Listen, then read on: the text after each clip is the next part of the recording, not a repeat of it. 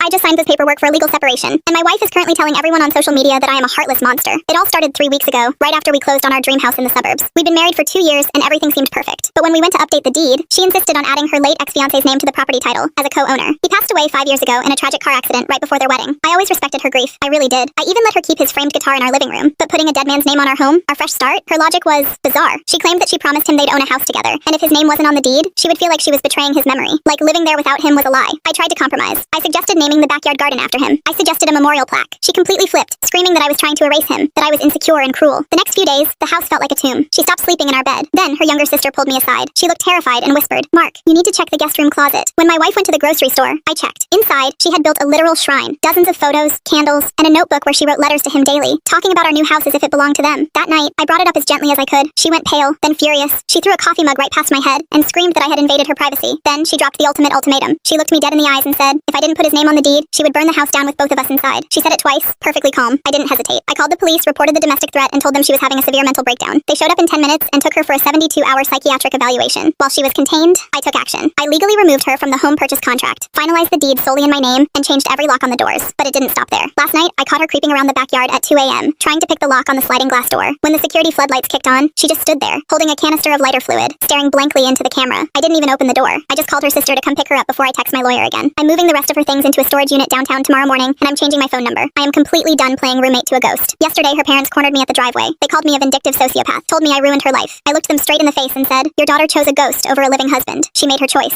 Her mother spat on the ground and said, she will never forgive you for locking her out. I just smiled and said, good, that makes 2 of us.